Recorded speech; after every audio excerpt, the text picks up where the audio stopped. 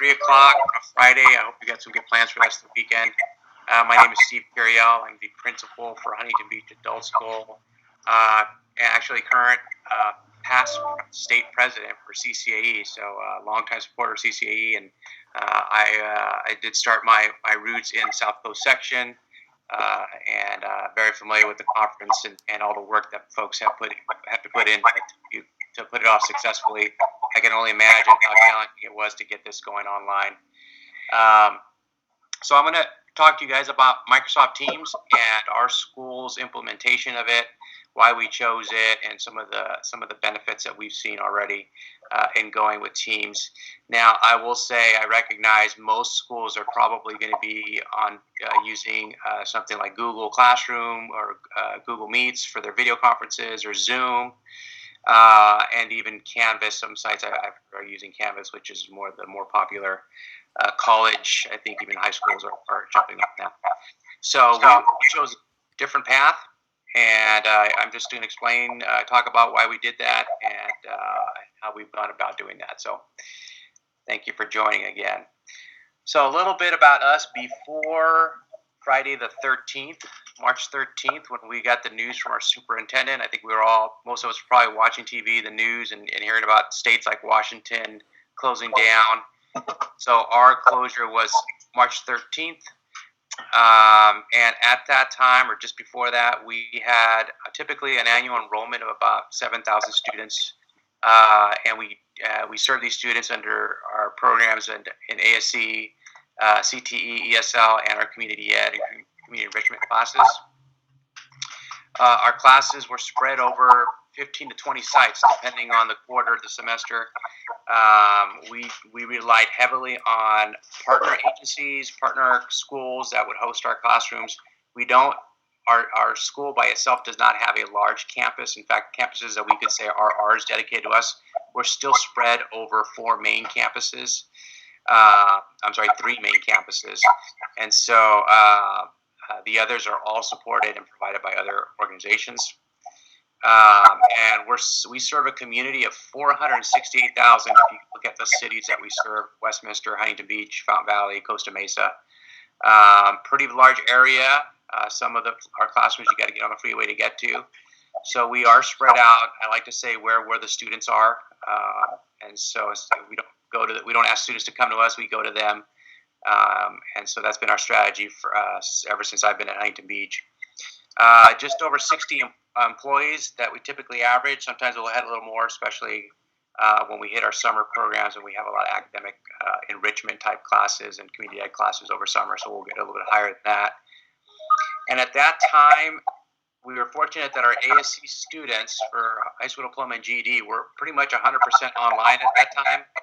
And our ESL, I'm going to guess, and it's probably less than that, maybe it's 10%, have some experience working online. Very little online from home, but more online in the class. And CTE had some online classes, a couple online only classes. So we had a little bit of experience with online instruction. And the software, common software we use is ASAP, Casas Tops Enterprise, Office 365, Burlington, Aztec, and we did use a little bit of Google for some office type work, tracking students. That's where we were pre-COVID. Steve, let me just real quick for housekeeping, guys. If we're not talking, can we mute the mics just because we're getting feedback on the video?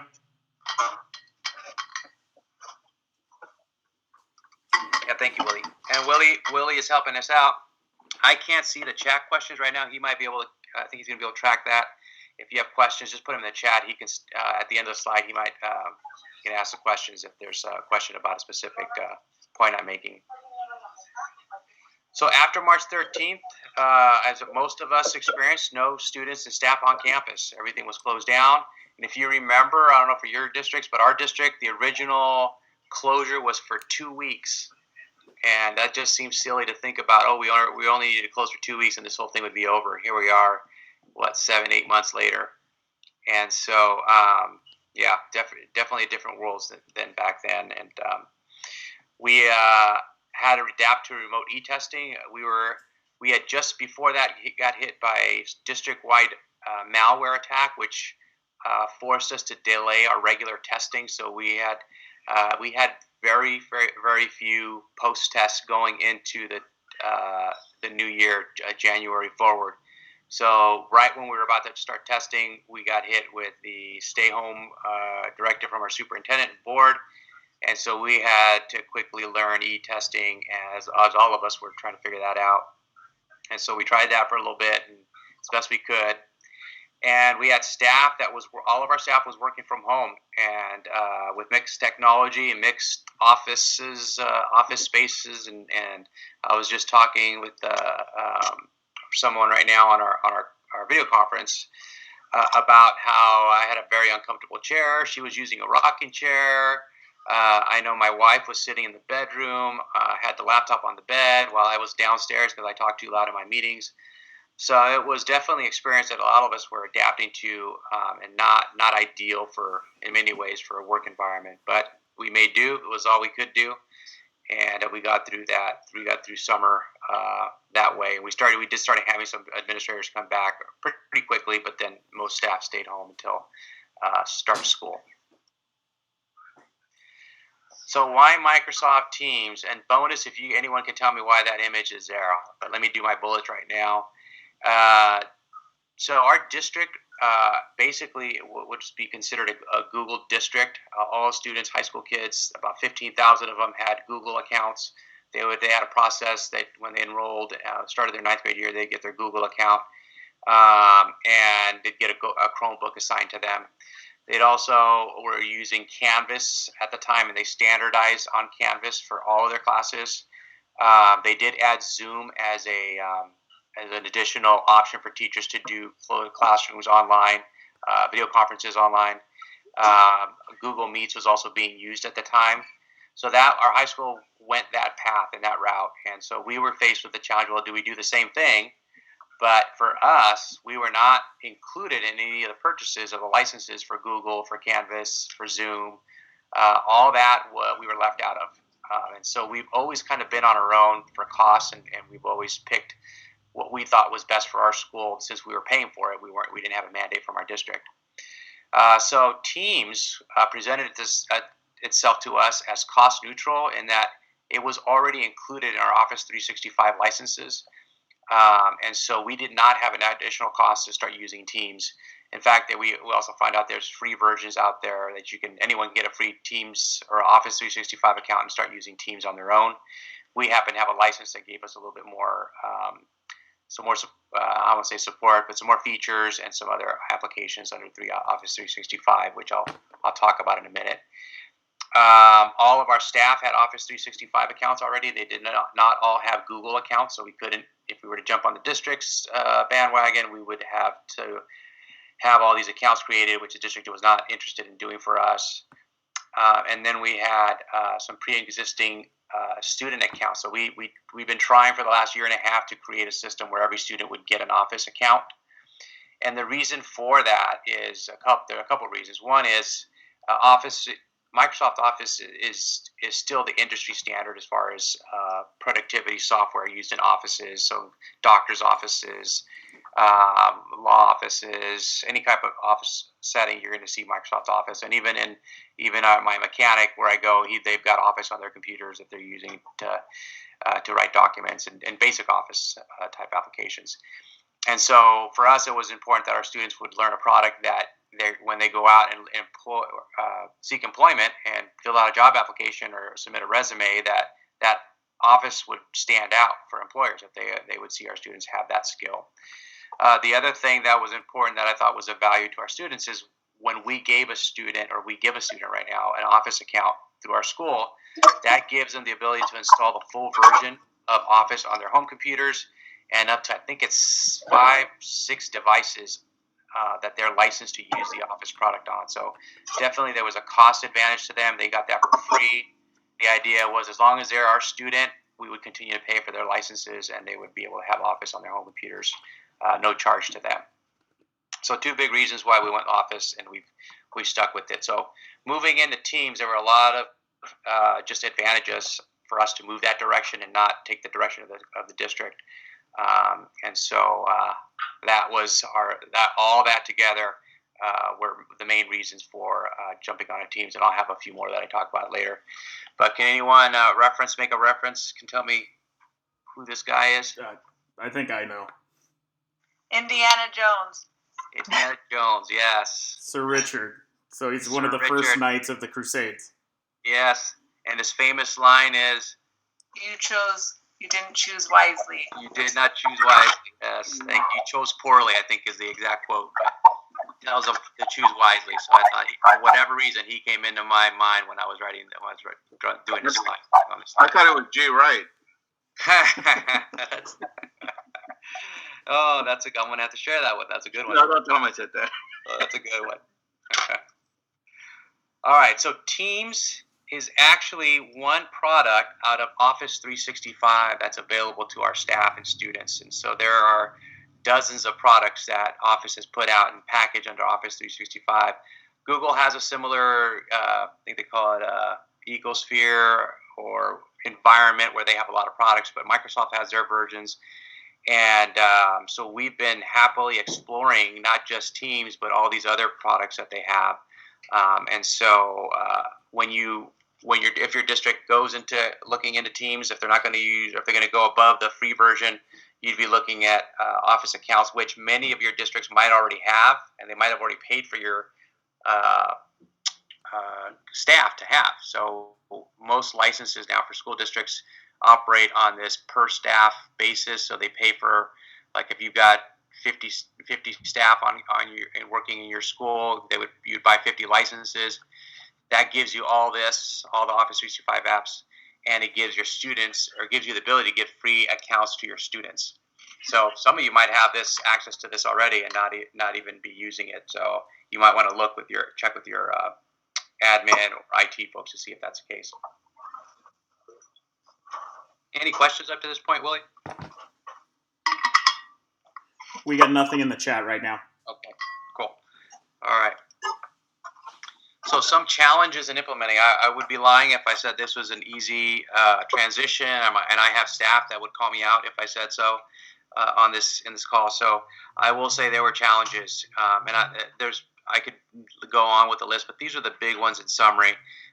Training staff and students, that was moving into Teams and just to the online environment in itself was a huge technical jump in terms of skills. And so we did do spend a lot of time training. I did over summer while staff were trying to maintain some classes. We did have a small summer program, but I would send out links on here's how to use this feature in Teams, or we adopted Teams really early. And I will say there's frustration. I think a lot of it just being online and getting familiar with the Teams app. And there were some features that Teams was lacking at the time that maybe Zoom had.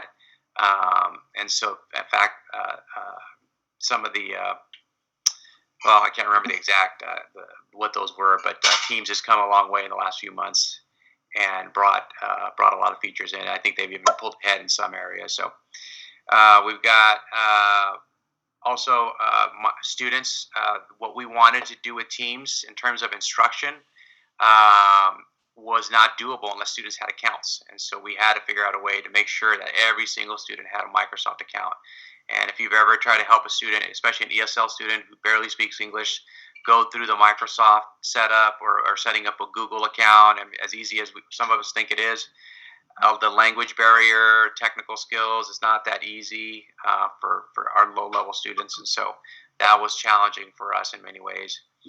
And then building up our tech support. All of a sudden, our two tech aides were slammed with questions from staff. How do I do this? This isn't working. We had one scenario where we had an instructor who needed to borrow a Chromebook and a hotspot so that they could do remote instruction from home. And later on, we find out the tech finds out that they had internet at home the whole time. The instructor didn't know. They've been paying for it. They've been charged for it, but they just didn't know that they could connect to the internet through Wi-Fi. Didn't understand that concept. And so that was something that we were experiencing. I'm sure other schools experience similar things, but a significant jump in what teachers and staff needed to learn. Unfortunately, we were in a situation where everyone was trying to learn remotely at the same time. So challenging, to say the least. And so what did we do? How did we overcome? So we did spend a lot of time in staff development to practice with teams. We did a lot of, like I shared earlier, sending videos, finding videos. I've always encouraged staff to, if they have a question, just type it in a Google search or whatever search engine they use, and typically they'll find videos on exactly what they are trying to do, and they can learn that way. We did leverage free training that was on the web. I just mentioned that the videos that are out there, some videos better than others. So I try to filter through, see what I could find that were a little clearer and really on topic as to what we were doing with Teams and Microsoft applications. And we also, when we started our face-to-face orientation of students or online registration enrollment, all of our students starting in late August, that we started having students come back and enroll in our program. We did do a face-to-face enrollment and then assessment and e-testing, and we would hand them their email account, which was their Microsoft account, and verify that they were able to log in, at least did it once, logged in and able to check their email, because that was the way for the first month or so that teachers were going to be communicating with the students through email and then eventually through Teams. That was not doable for a lot of folks, I understand. We did ours in the parking lot of our school. We were fortunate to have these solar panels installed the year before, so we had shade, and we just blocked off the parking lot because there were no students really coming to our campus, so we had this extra space outside that was a little bit safer. And I will say it was a little nerve-wracking. I know my staff was nervous about it, but we did space everyone apart, had all the personal protective equipment, and including sanitizer and wipes, alcohol wipes. So we were doing it being as safe as possible, and I think we got through without any incidents that I've heard of. So that was critical to get our students online. And then we developed internal videos for training, and that's been slower than I'd hoped. That takes a lot of time, I realize. And I heard Willie's going to be recording this and downloading it. He made it sound really simple. I know it's not that. It's going to be some time. It's not that easy, so he'll spend some time, converting it over to a lower format and making it look good. That's some time that I couldn't spend on these videos. So I've got my guys, and I'm fortunate. I'm very lucky. My two guys, our tech guys, are good at videos, and they've been creating a lot of training videos. And our teachers are now doing them as well. They've jumped on the bandwagon. They're helping each other, because you can only answer the phone so many times, your cell phone, and ask questions when you realize this would be better if I just made a video. So everyone's helping each other, and we're growing together as a staff in this venture. So some bonuses that came out of this. So I did not reach out to Microsoft for help, but we have used Microsoft. They provided training for us in the past, back under the old model, where we'd either go to their site and get training, or I think we had them come to our site once. But in this new world of online, everything's online. They reached out to us and said we can do everything online, and they started providing trainings for us on Teams, on how to use certain features of Teams, and using the whiteboard in Teams. So we've been learning from them and taking advantage of their free training that they offer. And I'm sure that if there's a Microsoft store near you, they'd be willing to do the same, because that is part of their mission, to make sure people know how to use their software. One of the other things, again, I was hearing this from an administrator, how some teachers and staff just jumped onto whatever technology, in our case Teams, and just went farther and faster than I could keep up with even. And so that was very reassuring, and staff are now taking off. You've got people that have a natural affinity, it seems like, and aren't afraid to play with software and try things and go down the rabbit hole in terms of time and maybe some frustrations, but eventually figuring things out and sharing with other staff on how they do things. So we have developed some experts on staff, and then as I'm working with we just did a loan refinance, and the folks that did our finance, they're all on Teams. A lot of my colleagues that are not in education but out in the other world, they're in Teams right now, so I'm learning things that you can do in Teams just from them. So Teams is pretty popular out there right now in the non-education world, if you ask around, I'm sure you probably run into people that are using it at work for a variety of things.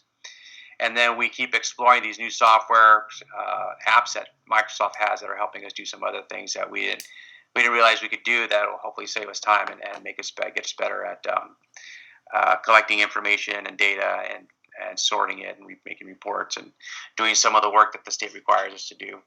So those are some bonuses out of Teams. So ultimately, how are we using Teams? So I talked about why and some of the challenges and some of the bonuses, some of the positives out of it. But what it comes down to is we do a lot of file sharing through Teams. I'll show you a little bit what that looks like. We do all our conferences, our meetings through Teams for staff, and now our students have been using Teams for their video conferencing. So notice I keep saying Teams. Whereas in our high schools, they've got Canvas that they use for instruction, but then they jump over to Zoom or Google Meet, so they have to go into another app, another software to use that. And our support staff has to manage Canvas, Zoom, Google Meets, and they have to understand all those different applications, different vendors, and different companies. We do everything through Teams, and that was one of the big driving reasons why it was a Steve the principal decision, because I really felt we could not support all these other products, even though they were a little bit more popular. We focused on one, and we're putting all our time and effort into just Teams and these Microsoft products. So our school for ESL is using this HighFlex model, and it is a model in which the teacher that you see in the classroom right there is in front of the class, and we do have in-person instruction now. We'll see how long that lasts, because we all know what's happening right now with COVID numbers. But right now we're able to have students come in. A lot of students said they would not come back until they could be in person. So we do have students, and they're 6 feet apart, horizontally and vertically. They're a little bit closer, but we try not to have them sit in front of each other. But the instructor there is in front of the students, and then to her right, to our left, is her computer, a document camera, and I think maybe sometimes one other device that is projecting her and the screen to the students that are online, and she's able to see her online students. So that class right there, when I was there that night, there were about 10 students in the class. She had another 12 or so, and probably more, online participating in the same class. And so that's not just a Teams thing. Other vendors are doing that. They're able to set that up. But we're using Teams in a very, they call it a HighFlex model, but a very adaptive way to bring our online students and our face-to-face students together with one instructor to be part of the same lesson. So we're really, really excited about that. It's super awesome to see it. And so we'll probably do some other training, share with folks at another conference upcoming. So keep an ear out for that. We're using it for pretty much all our course delivery. Our high school diploma GED program, if you recall, I mentioned that we're using online software for them. We use Edgenuity for high school diploma and Aztec for GED. They do use Teams for testing, for proctoring students with video conferencing, and then try to be available through the chat feature in Teams so they can answer questions as students know when their teachers are online. And so there's a built-in chat feature. So what does Teams includes, and some of the things I'll touch on, I'll switch over to the Teams app and show you what we're doing.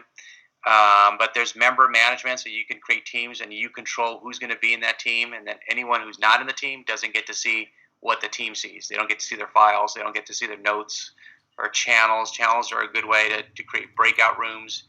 But there's different channels that you can have under Teams, and it has a chat feature, calendar, and obviously video calls and conferencing. So with that, I'm going to switch over to my Teams. And one cool feature is this. Oh, we lost a lot of people turned off their cameras, but we got a couple. There's 2 of us in the room.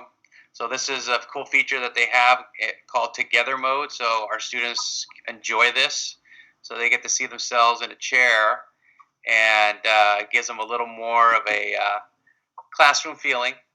So I'll get to see everybody pop up. So these are one of these things that really, I don't know how much they add value to everything. Hey, I see you.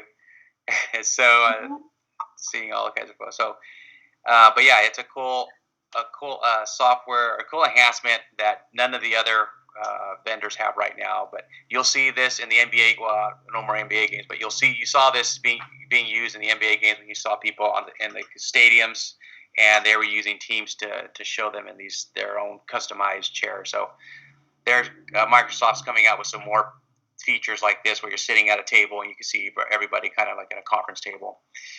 But I'm going to share.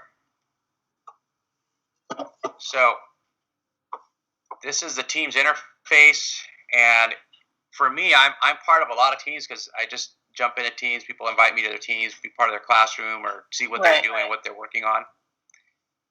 Yes, was there a question? Okay, sorry. So we have teams for example, our front office operations. That's our support staff, our leadership team, and these are all specific people that are part of these teams. Some people are part of many of these teams. Some people might not. Some of our staff might only be part of one of the teams. And so, for example, our front office operations, when you go into a team, you're going to see a variety of teams, and they're all pretty much set up the same way. They've got an area, this kind of channel here, where you can post information, and it just keeps a running record. It goes back all the way to whenever you started using it. So we're back here. We're back in April, and it just goes back. And so for front office folks, it's a good way to keep track of what changes have happened. Maybe so there's some new information coming out from our CTE program. They could post information or post a new flyer. I know our support staff, student support services staff, like our college career specialists, job developers, will use Teams and go into classes and post their flyers on what's going on. And so it's a good way to communicate and keep all the communications in one area that's specific to a group of people. Another feature you'll have is files. And so we have our files that our front office staff would access, and we're working on this because it's still, we've got another site that we had that was a OneDrive site that we're copying all the files over to. But this is an area where we have common files that our front office folks will want to access, so they're not emailing each other different versions of a similar file or a similar a flyer or a spreadsheet, that it's located in one area and they can go to it and have access to it without having to keep sharing the document over and over again or sending an attachment. Then you've got a staff notebook where you can have notes. And so we've got some notes. We don't use this too much for our front office, but you can have a number of other things you can add. Here's our link to our front office files on what we call the OneDrive server app. So all of our front office files are located here. And then you can add other apps. This is one of the cool things that Microsoft has all these partnerships with a lot of different companies, software companies that have their own tools. So if you wanted to branch out and bring over a product that you're using, like Adobe, you could bring in Adobe under Teams, and it would start including it into your Teams work. So ton of applications that you can go out, and we don't. This is that rabbit hole I was talking about. You can start looking at different products and spend weeks, months looking at new software that you want to incorporate. And then you have these channels. So within front office, we can break out into our ASE, our high school diploma and GED staff, but they've gone ahead and created their own teams where they keep their files separate. So for example, Laura's, our secretary there, just went ahead and organized all the files for her department. And so they've got their calendars, the forms that they use, staff meeting notes, and Courtney, their administrator, she does a good job of having these specific notes that she organizes when they have meetings. And so she's got stuff there that folks can see. I'm going to go to a class. This gets really cool when teachers start using the Teams for classroom instruction. So I'm going to go over to that. Before I do that, I just want to point out you've got some of these other icons here. You got a calendar. This is your personal calendar. So again, you're in Teams. You don't have to go to Outlook to look at your calendar, but you're able to see your personal calendar. So in case you need to schedule meetings, you can do it right from this calendar. And I've actually added Zoom as a feature because I do a lot of Zoom meetings with other folks that are not part of my school. And so you can access your file. So a lot of features there, again, under just the Teams umbrella. And so one thing I wanted to share with you is our classroom structure. So ESL really just they were all over teams, and they looked at a way to build classes, because Teams has this class feature where you can start a classroom as a team, or a team as a classroom, and it gives you some extra features. So right now I'm in our level 3 class. Rebecca Spoor, I think I saw her online. She's created this class, and she's one of our lead teachers that developed a template for all of our teachers for each level. We do a 4-level ESL program, a 5-level, we would argue. But each level has a standardized curriculum, and the way it looks, if I remember how to do it right, I'm going to go over to class notebook. And I got some instructions earlier, and I'm going to make sure, hopefully I get it right. And so you get a welcome message, but specifically, and the teacher sees all their students that are in their class listed here, so they see their notebooks. But more specifically, they have each week's lessons laid out for students that will be able to access. So if you go in, you'll be able to see the links. And in this case, we do use Burlington English almost exclusively for our ESL program, or maybe not. It's not exclusively, but we do use it as our main ESL software. We did not develop new lessons. You might see some teachers do add some content, but we are using Burlington, and then we are using some of the content from our vendors, our book vendors, that we still have some books. We still use books in our classes that students will buy sometimes, but for the most part, we've moved over to Burlington. But we've mapped out entire 10 weeks, and I think there's a student view. Again, there's a lot in here, and I'm not going to be able to see it all. Yeah, here's the teachers have their full 41 weeks of instruction laid out. One of the benefits, and I know this is specific to ESL, is that we map out our testing calendar in this schedule. So teachers will know, and students will know, when testing week is coming. The information for that week will be testing. So week 7 was our testing week, and so students get notified. Teacher will be notified. That's the week we're all testing for process. And there are also weeks when we do our EL Civics unit tests, and they'll be embedded within the schedule that we have in Teams here. So students are seeing this, teachers are seeing this. This happens to be the teacher-only view. So as the weeks progress, the teachers will copy over into the content library that week's assignment or that week's work, and then the students can go back for every week and see what they've missed, or if they were absent, or just for reference, they can go back to see that. So pretty cool there. I don't know if we do too much with assignments.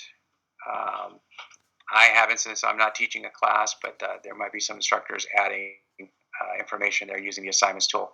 And we're still learning. I know we're still learning a lot of these features, but I'm very impressed with where our staff is right now with its use. So any questions on that? And that was just a quick overview. I could go on and on. We do have an IT support site where we will track tickets. Our IT staff uses it to track tickets as people are asking questions. They submit a ticket, and then we'll go back and they'll respond to it and try to get to it in an orderly manner. All right, let me go ahead.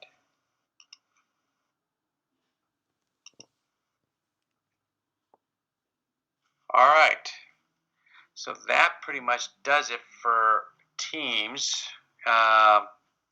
It was a pretty quick intro, and I think it was a little more for administrators, just because I have that administrator mindset.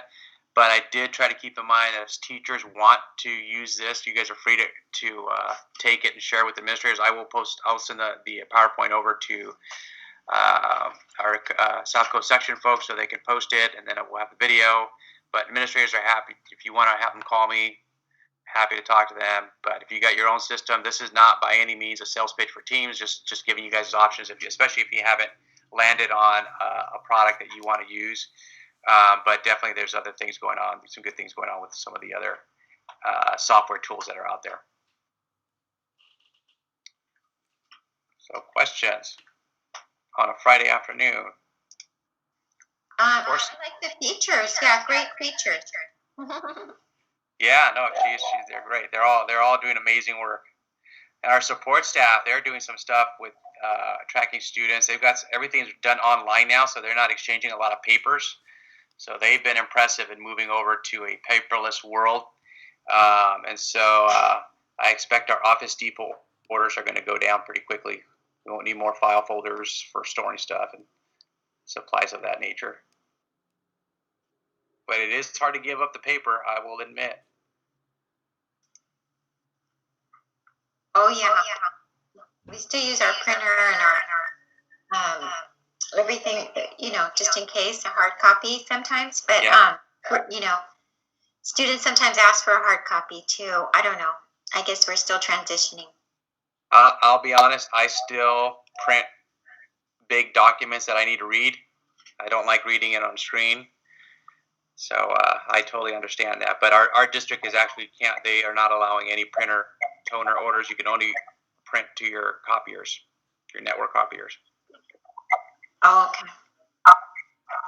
Yeah, actually, we're doing. You know what? A lot of things for those of us that use ASAP, under the document menu option, we upload all of their documents in there. So this is good because anyone in the office can view the documents and what have you, whether it's transcripts, all that good stuff. That's a good feature. It's a new world because we're used to going back to the filing cabinet and putting out the filing, putting out the folder, making the little case notes. But that was back in. That's how we were. I mean, for those of us that have been in adult ed forever and ever, that's how we were doing the JTPA back in the days. There was no computers back then. We were doing everything on pencil and paper. Yeah. So transitioning, and now with this pandemic, it literally has forced all of us to change our mindset. And but you know what? At the end of the day, it's good because you can log on from wherever you're at, and all the documents are there. Yep. And if we end up staying home, then we're set. We have access to all our documents. Yeah, but I mean, I want to go back to work. Yeah. No, I hear you. I do get to go in, and I say it. I get to go in because I know what it's like to stay home. Yeah. It's not as easy as at least for me. It's not an easy environment. Same here. I go into work, but it's different. Just being on campus, it's way different. I miss the students. I miss around school. Yeah. Yeah, no, definitely. All right. Well, everyone, if there's no questions, I hope you guys have a great weekend. I'm not sure whoever's going to stick around. Hope you enjoy the next session. And thank you for joining and listening about Teams. And thank my you, sir. staff can go home. Definitely for joining. All right. Thanks. All right. Bye-bye.